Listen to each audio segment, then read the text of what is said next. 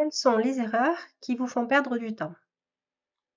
Alors notre cerveau, il est très bon pour avoir des idées, trouver des solutions, créer et innover, étudier et analyser. Mais il est un peu nul pour retenir les dates et les heures de rendez-vous. C'est d'ailleurs pour ça que nous avons des agendas ou des rappels au niveau du téléphone. On est un peu en difficulté pour stocker, mémoriser de nombreuses informations. On a besoin après de revenir dessus et de les analyser et on a besoin aussi, de rappels parce que parfois, de façon, aléatoire, notre cerveau va nous dire: «Ah au fait, il faut penser à ça, il y a telle chose à préparer, il y a tel rendez-vous à fixer», et cetera. Donc heu, quand est-ce que, en fait, il est bien de s'organiser? Je vous parle de ça parce que, j'accompagne, des femmes et des familles qui sont en transition de vie, suite à une naissance ou un décès ou un accident, de travail, un accident de vie ou, un épuisement, professionnel, par exemple. Donc ici, je vais vous partager des outils de gestion du temps, d'organisation, de budget pour soutenir vos projets et améliorer votre santé pour un meilleur équilibre entre votre vie professionnelle et personnelle. Quelles sont donc les 7 erreurs qui nous font perdre du temps? Tout d'abord, nous avons la procrastination, c'est-à-dire qu'on est en retard, on manque d'énergie, on n'a pas envie et donc on ne sait pas, comment faire les choses. Ce qui va être important pour nous, c'est de trouver pourquoi on fait les choses et quels sont les effets qui sont recherchés. La deuxième raison, c'est le multitâche. C'est-à-dire qu'on est tout le temps interrompu par notre environnement où il y a d'autres urgences, il y a d'autres priorités qui changent tout et pour ça, on a besoin d'avoir une possibilité d'adaptation, de mieux organiser, notre travail et de faire les tâches une par une. La troisième raison, ce sont les distractions.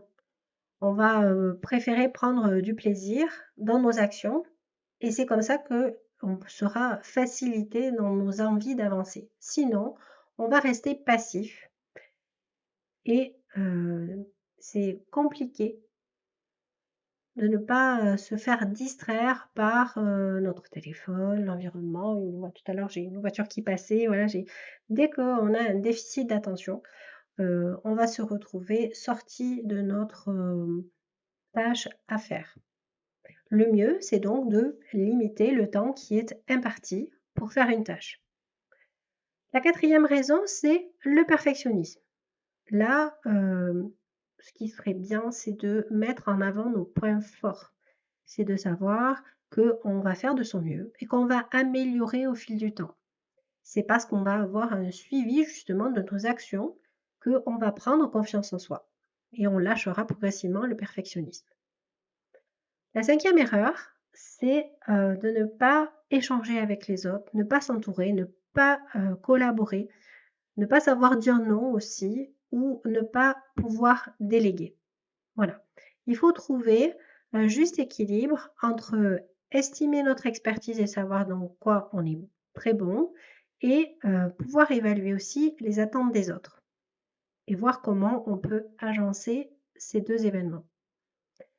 La sixième erreur, c'est le manque de sommeil qui va affecter notre concentration et notre efficacité.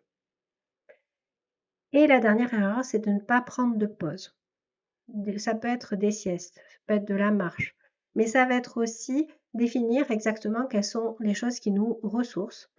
Et là, ça va consolider nos pensées, nos activités, ça va vous faire venir aussi de nouvelles idées, ça va nous permettre un meilleur épanouissement.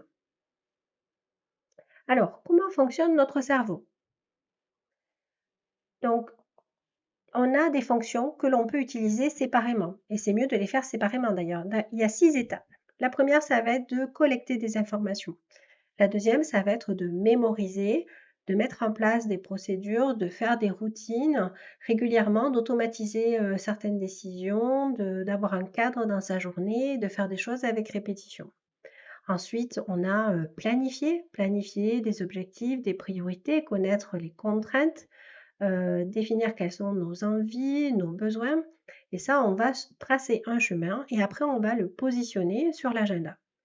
Après, il y a la partie exécution.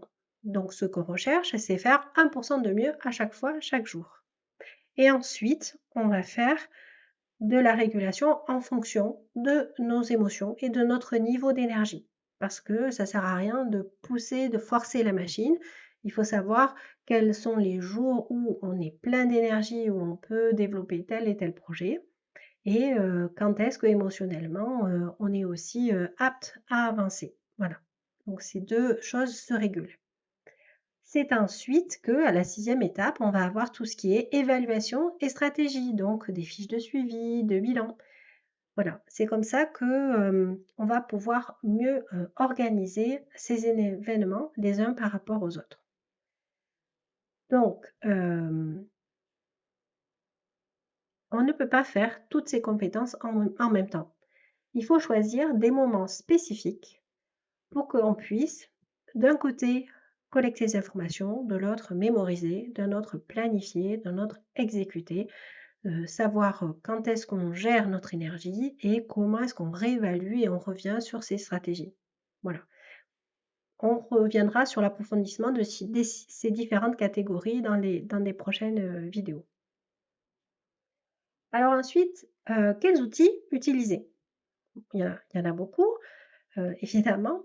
Moi, celui que je vais vous proposer, c'est un planeur où on va pouvoir noter et faire des suivis.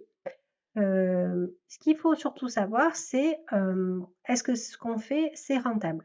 C'est-à-dire que par rapport à notre travail, si on est payé avec un certain taux horaire, il faut que ça reste rentable. Voilà, moi j'ai créé ce planeur parce que je ne voulais pas perdre 1 heure et demie de mise en page sur un bullet journal tous les mois. Je voulais garder la partie illustration et personnalisation, ça oui, mais tout ce qui était cadre, grille, etc., je voulais que ce soit déjà établi. Voilà. Ce que je voulais aussi, c'est que je puisse garder cette mémoire sur le long terme et suivre ma progression. Donc, pour ça, j'avais besoin d'une certaine trame qui puisse accueillir mes pensées au fur et à mesure et que je puisse pouvoir les suivre au fil du temps. Voilà.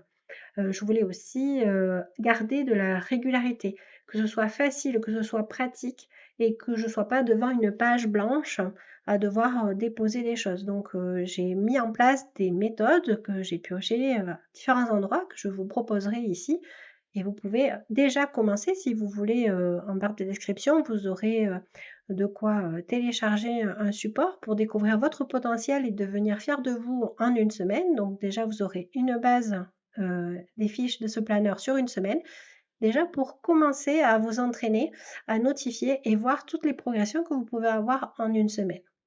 Voilà, ça c'est une partie de ce cahier. Ce cahier regroupe 6 mois. On en reparlera dans d'autres vidéos. Ensuite, qu'est-ce que l'on peut faire pour changer durablement? L'objectif, ce serait d'avoir plutôt des méthodes où je pourrais vous guider en fonction de vos valeurs, de vos ambitions, de comment vous vous comportez, vos préférences, vos habitudes, votre mode de fonctionnement, parce que chacun a son propre mode de fonctionnement. L'objectif, c'est d'éviter de subir tout ce qui se passe dans la journée, de ne plus être débordé et d'avoir une relation au temps qui soit plus claire et plus confiante. Voilà. On va pouvoir se retrouver, dans différents types, de vidéos sur la gestion du temps, de l'argent et l'amélioration de votre santé, physique, et psychique. Sinon, vous pouvez aussi, me contacter.